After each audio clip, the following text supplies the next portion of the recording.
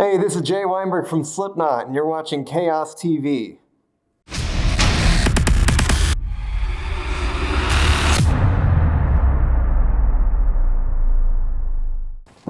Okay, so what's up, everyone? Chaos TV is today here at Hartwall Areena in Helsinki, Finland, and we have the pleasure to talk with Jay Weinberg from Slipknot. So first of all, hello and welcome to Finland, man, and welcome to Chaos TV as well. Thank you very much. Hello. So, last show of the tour with Behemoth. So, how did it go? It's been incredible. The whole tour has been amazing. You know, we've been out for about 2 months now, but being out with Behemoth is a total pleasure. They're an amazing band, and we love watching them. We love spending time with them. The shows for us all across Europe and the UK have been unbelievable. Probably some of the best we've ever had over here. So, yeah, it's been an amazing tour. So obviously you have a new album out entitled We Are Not Your Kind, and you have now also added more songs to the set list. So in general, what kind of feedback have you guys gotten from the fans about the new songs? Well, it seems to us, like on stage, it seems like people enjoy them. You know, I think, like for me, I'm kind of more focused on just what's happening between the 9 of us. And for us, it feels very fresh and very new. You know, playing new material is always kind of that way. It's always a new and exciting, and sometimes you're nervous about, you know, how something's going to translate on stage. It might be a little bit different than it did in the studio. But for us, as we integrate more and more new songs from We Are Not Your Kind, it becomes a total new energy for our show. And we're excited to keep doing that. You know, hopefully we'll be, you know, still adding more songs from our new album to our live show. But right now on this tour, we're playing, you know, Nero Forte has been a new song for us to play. That's been really exciting. Birth of the Cruel has been a new song that we've started to play. So yeah, we really enjoy it. And it's been amazing playing some new material on this tour. So speaking about like the writing process for the album, how much do you pay attention that those songs actually turn out good also live? How much do you think about those kind of things when you write the music? It's an interesting question because for us, I don't think that really comes into our minds when we're writing new music, you know, like here and there might be a moment where you're like, oh, this is, you know, reminiscent of some kind of part. I don't know. I mean, not really. Like it kind of all is just about how the sound that we're capturing in the recording. And then once that gets, you know, mixed and mastered and everything's on it and all the, you know, all the vocals are on it, all the guitars are done and everything like that, then it starts to kind of show its face about what it's going to be like on stage if we try to play it. But a lot of stuff really evolves on stage. You know, you record it, you record a song so close to when you write it, and then you have the rest of your life for that song to evolve and change on stage. So, you know, the live show informs that in a certain way. But when we're in the studio, we're really just focusing on the content of the recording and how it's making us feel just playing the music together in isolation in a room. And we don't really worry about what it's going to be like on stage. We save that for later. Okay. So obviously the album is like your second one in the album. So how different was writing this one compared to Great Chapter from a drummer's point of view? Did you felt that you kind of had like more free hands to do whatever you wanted, or did you already had free hands with the first album, or how did it felt from like your point of view? Yeah, that's a good question. You know, it was very different from how we wrote Point 5, the Great Chapter. And as far as my approach to you know, adding my contribution into it, I felt like I had free reign to do whatever I wanted on the Great Chapter and was encouraged to do whatever I wanted on the Great Chapter. But a lot of that process was, you know, getting familiar with my new bandmates, you know, and playing together, and obviously a band that I've followed for a long time and loved for a very long time. Finding my own voice within the band was a whole learning process. So we did that throughout the recording of that album, because I joined the band and literally the next day we were working on the new album. Okay, so that went fast. Yeah, so then we played 200 shows together and then started working on We Are Not Your Kind. So all of a sudden I had a new appreciation for approaching new Slipknot music and taking risks and pushing myself as a musician and us pushing each other, you know, in ways that I don't feel was like the appropriate time in Point 5, the Great Chapter. Like they obviously pushed me and we all tried to push each other in that experiment. But I feel with We Are Not Your Kind, we were very much more comfortable collaborating, and especially between Jim, Clown, and myself, getting together and just working on these songs over and over and over again for the process of like 3 years. For We Are Not Your Kind, we definitely went in to make the album that we wanted to, and we were able to live with the album. With Point Five, the Great Chapter, we didn't have very much time to really live with the songs. We kind of made the songs, and then that's what the songs were.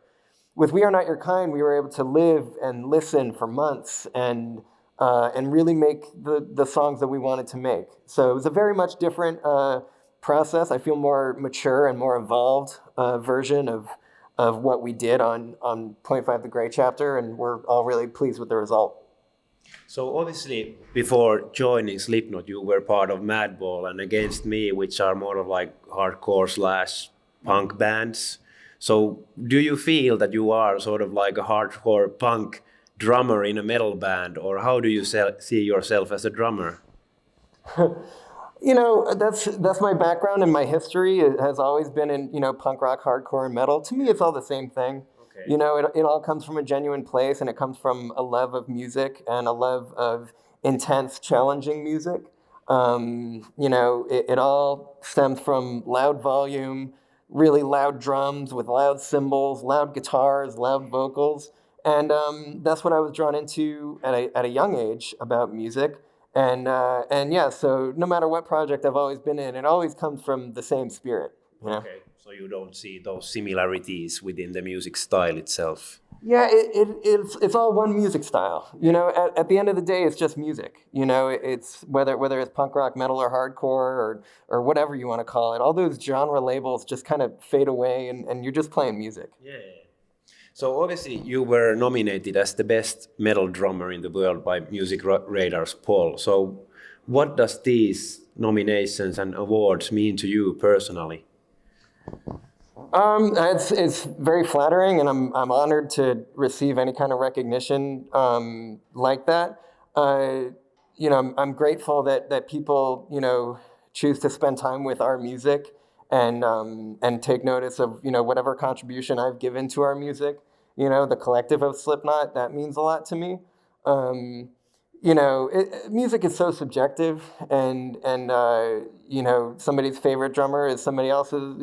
It's all like, I don't know. With anything subjective like that, I'm very appreciative of it.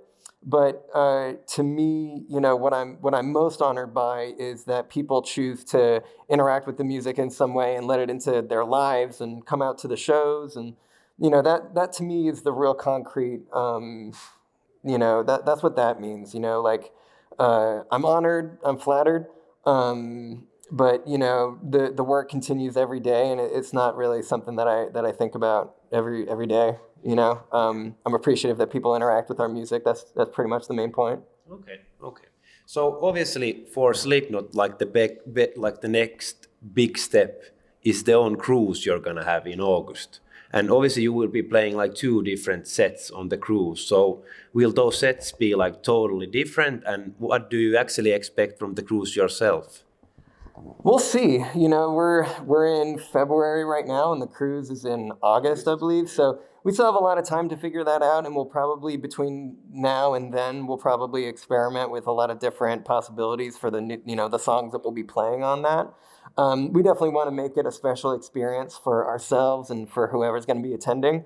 All right, cool. We've never done that before. We've never done a cruise, so it should be interesting. None of us really know what to expect. So I think that'll translate on stage as well, where it'll be a completely chaotic, in the moment, frenetic show, just like all of our shows are. It'll be very unique in that we'll be, on a boat instead of in a venue like this one today.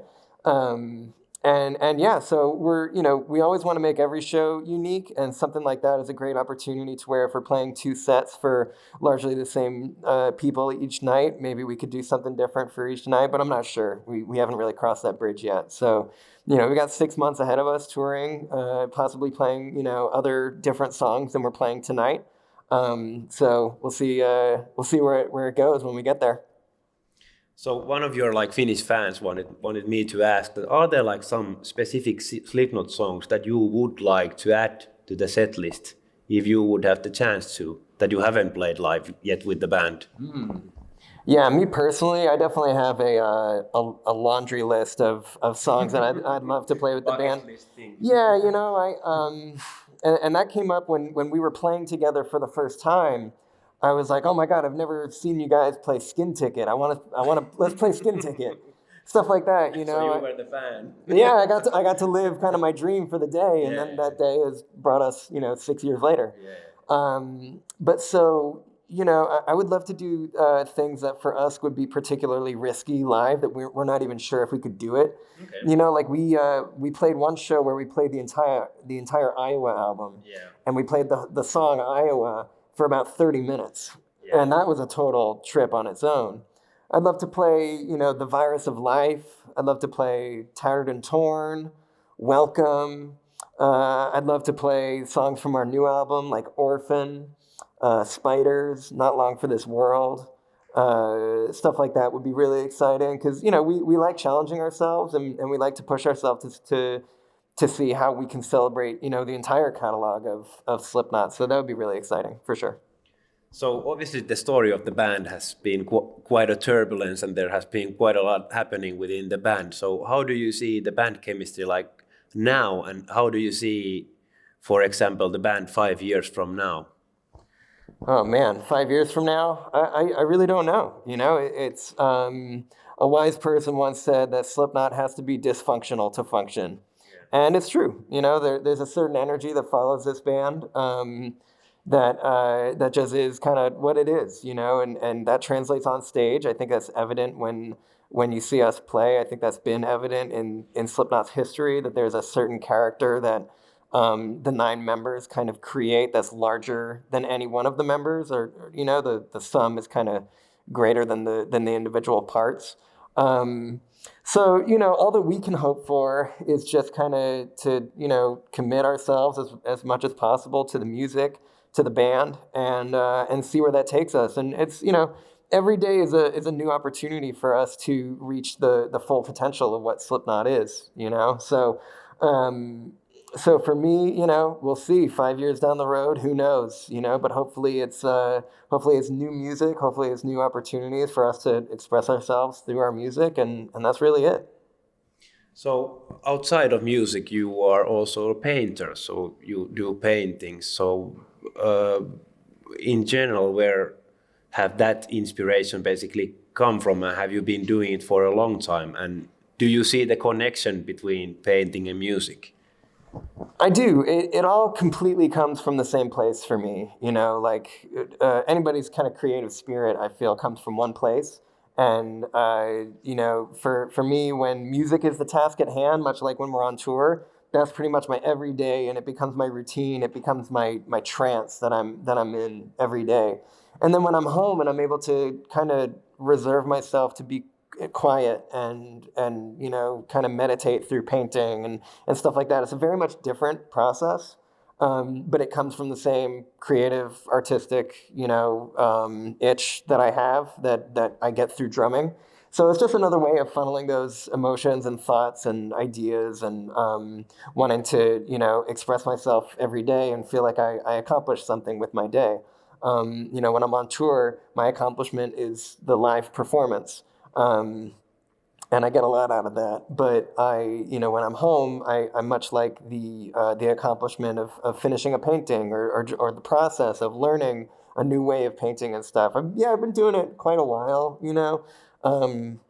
maybe sharing my work more recently since like 2012, but I've been, drawing since I was a kid, and stuff. But I took up oil painting in about 2012. So that's become, a huge part of my creative life. Okay. So hey Jay, thank you a lot for your time and all the best for tonight's show as well as for the future. Anything you want to say as last words to the Finnish fans watching this afterwards? Oh, thank you very much. Thank you to our Finnish fans for interacting with our music and coming out to a show tonight. We're hoping it's a good one. Thank you a lot. Thank you.